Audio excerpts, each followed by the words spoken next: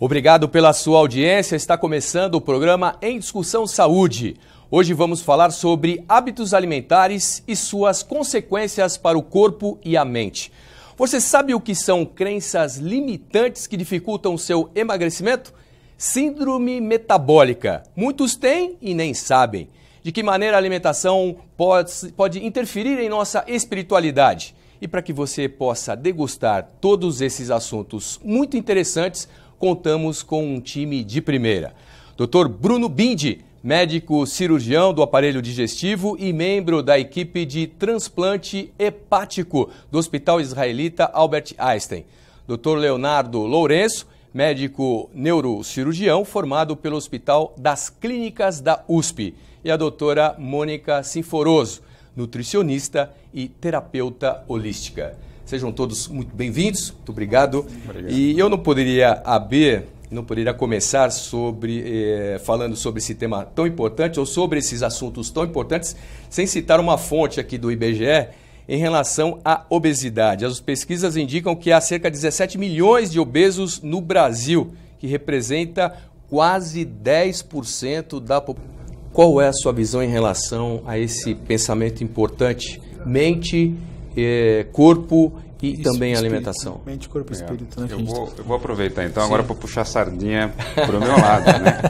Eu vou tirar um pouco o foco do alimento e do estômago propriamente dito e tentar puxar, incitá-los a pensar sobre outro aspecto. Então, assim, em termos práticos, claro, o alimento é importante, mas em geral o alimento para entrar na gente, ele em geral tem que ser pego com a mão. E essa mão é movida por um cérebro, que é movido por um pensamento que tem atrás dele. Ótimo. Então, assim, veja, quais são as 4 formas que uma pessoa basicamente tem normalmente para conseguir, na prática, emagrecer ou cuidar da obesidade?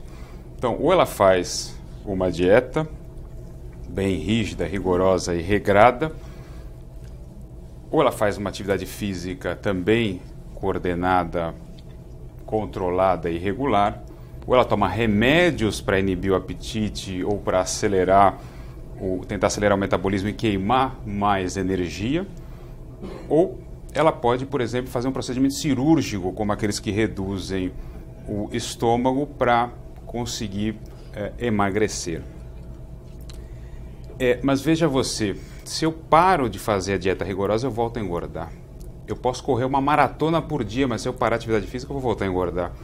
Eu posso tomar todos os remédios do mundo, mas se eu parar de tomar os remédios, eu volto a engordar. E não tem cirurgia bariátrica que resista à bisnaga de leite condensado. Pois é. Então, assim, não é que esses 4 mecanismos não sejam importantes. Todos podem ser ferramentas úteis em determinados contextos. Mas a minha ideia aqui é tentar chamar atenção para uma coisa que está subjacente, atrás dessas outras coisas, que é o pensamento, que é a nossa mente e como ela pode influenciar como a gente se alimenta de forma, às vezes, inadequada para chegar a pesar. E aí eu vou usar o meu exemplo pessoal, que eu já pesei 190 quilos, pode acreditar ou não, o dobro de mim mesmo. O dobro de mim mesmo. Parabéns. Então, assim, eu não caberia nessa cadeira aqui que tem braço, vocês teriam que me arrumar outra se fosse há 7 anos atrás. 2010 eu pesava 190 quilos. E ele não fez nenhuma cirurgia, nem bariátrica, nenhuma cirurgia. Né? Então, assim, e eu fui programado para ser gordo. Porque a minha obesidade começou mais ou menos uns 100 anos antes de eu nascer. Veja você. A minha obesidade começou com os meus bisavós e com meus avós na Europa, na época da guerra e da fome. Então, assim, num ambiente de escassez extrema, em que não existe alimento disponível para todo mundo, cria-se um paradigma de pensamento mental em que o desperdício é uma das piores atrocidades que qualquer ser humano pode cometer. A crença. Então, não se pode desperdiçar nada. Então, uma crença que entra e fica arraigada no pensamento daquelas pessoas por uma época de privação, fome e escassez. Mas veja você, esse pensamento, muitas vezes que se entranha no nosso inconsciente, ele vai passando de geração a geração, geração a geração, geração a geração, até chegar em mim mesmo. Só que hoje eu vivo num ambiente que é o oposto daqueles em que esse pensamento foi criado. Um ambiente de extrema abundância e disponibilidade. Eu estalo o dedo, vem agora alguém me trazer uma bolacha, um café, um hambúrguer, a hora que eu quiser. Eu ligo 3 horas da manhã num delivery e tenho uma pizza em casa. Só que esse pensamento não foi desarmado na minha cabeça. Então o que acontece? Eu nasci pesando quase 5 quilos, uma aberração. Geneticamente programado para ser gordo. Gosto de comer. Sim. Tenho prazer em comer. Fui engordando até pesar 190 quilos. E vou te falar, tentei todas as dietas, fiz todas as atividades físicas e nada resolvia. Até que um dia eu acordei sufocado, falta de ar, 190 quilos, uma sensação de morte iminente. Eu falei, estou ferrado. Eu preciso fazer alguma coisa. E eu sou cirurgião. Sim. E eu estava inclinado a operar, mas uma intuição me falou para segurar e tentar uma outra alternativa antes de ir para o extremo de uma cirurgia de redução do estômago. Então, 2010, quando eu pesava 190 quilos, eu decidi, da noite para o dia, eu resolvi tentar lidar de fato com o problema pensando comigo mesmo, usando uma forma sincera e honesta de lidar com o problema. Eu sabia que eu não queria operar, eu não gostava de fazer atividade física, eu não queria tomar remédio. E as dietas todas, do abacaxi, dos pontos, mediterrâneo, das proteínas, tentei todas e nenhuma funciona de fato para mim. Só sobrava 2 coisas, mexer na quantidade ou na qualidade do que eu comia. Qualidade, deixar de comer fritura, doce, essas coisas para mim é surreal. Eu não ia conseguir fazer isso. Então só sobrou uma coisa, mexer na quantidade. Tá. Então dia 8 de dezembro de 2010, eu resolvi começar a comer tudo rigorosamente pela metade. Comecei a comer tudo pela metade. Ia deixando metade no prato. Então eu ia no fast food, estava acostumado a comer 3 hambúrgueres, eu comprava 2, comia 1 e cortava 1 pela metade. Era geométrico mesmo o processo. Eu ia na churrascaria, descia todas as carnes que eu estava acostumado e ia deixando metade de cada um. Ia no quilo, montava a montanha de prato, metade de cada coisa. E aí foi dando certo.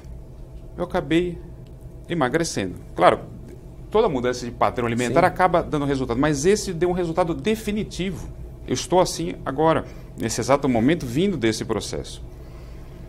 E o que isso me ensinou teve 2 lições importantes relacionadas ao pensamento que essa história pessoal me traz. O desperdício visual, eu deixar a comida visualmente desperdiçada no prato, foi instintiva, inconscientemente, me libertando da culpa primitiva pelo desperdício. Então, eu consegui, através de como que se fosse um ritual de lidar com a comida diariamente, me desapegando daquela culpa que vem lá dos meus ancestrais pelo desperdício. E o segundo fator importante, quando eu comecei a fazer isso, eu não me coloquei nenhum objetivo, nenhuma meta concreta. Eu não falei para mim mesmo, quero estar com 150 quilos daqui a 6 meses, eu quero caber nessa calça. Não.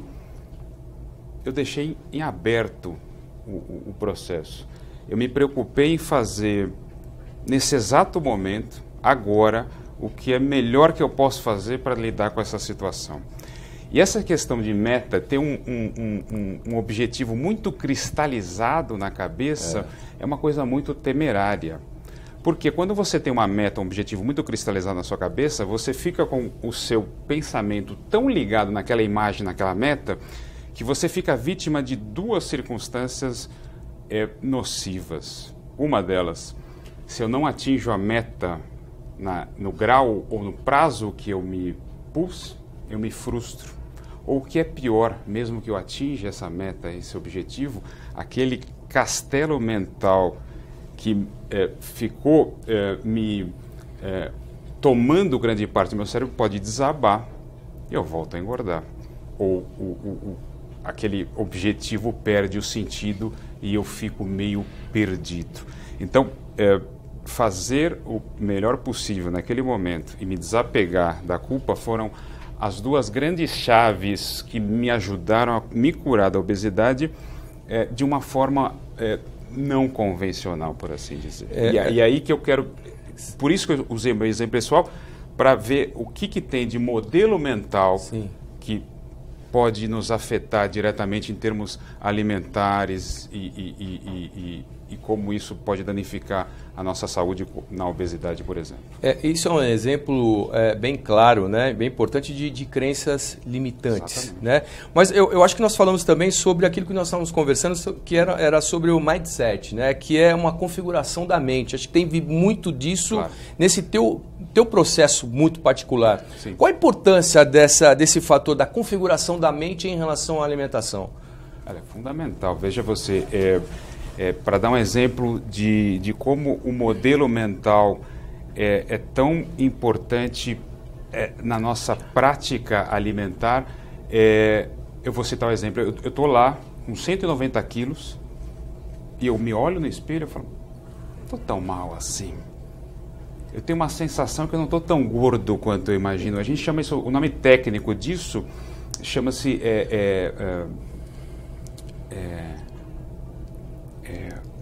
deturpação da imagem corporal, uma deformação da imagem corporal.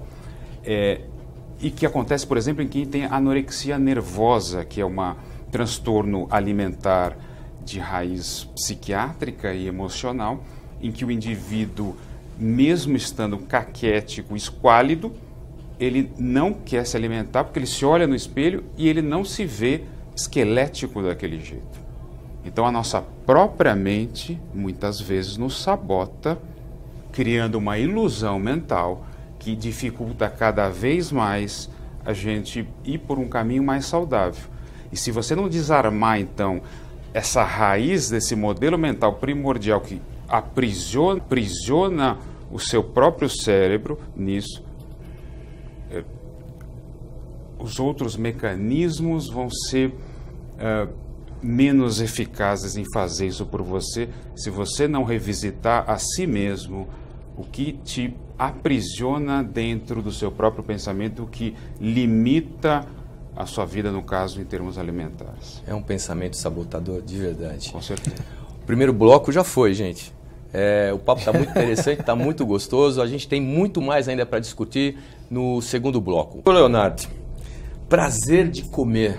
Chegar numa churrascaria, comer muita picanha, muita carne.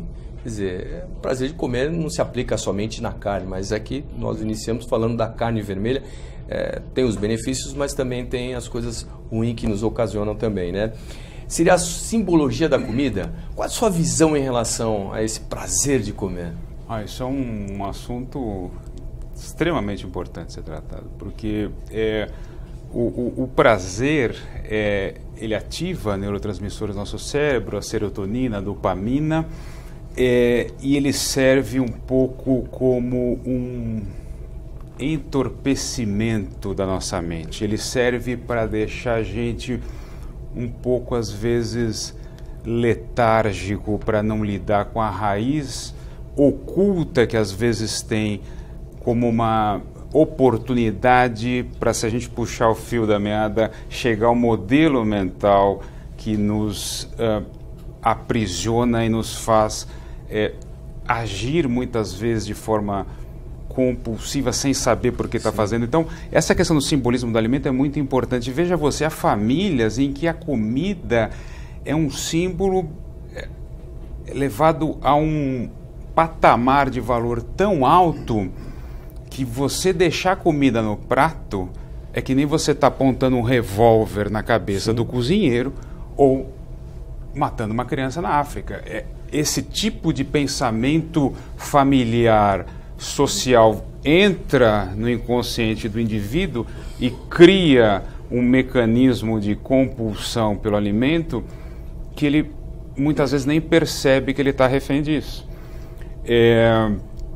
Então, por exemplo, uma pessoa que cresce numa família em que às vezes o afeto, o carinho não é fluido, não é muito bem demonstrado de forma com um abraço, com um beijo, com contato físico, por exemplo. E o amor acaba sendo transferido na forma de comida. Então eu não vou, eu tenho dificuldade para abraçar, eu tenho dificuldade para tocar, eu tenho dificuldade para interagir de forma emocionalmente fluida com essas pessoas da minha família. Então eu vou substituir esse intercâmbio emocional através, por exemplo, da comida. E a comida acaba sendo, recebendo um valor que não existe para ela. A comida não existe para ser ferramenta de transferência de amor entre as pessoas. A comida é alimento. Ela não serve para substituir como bengalas outras interações entre nós mesmos.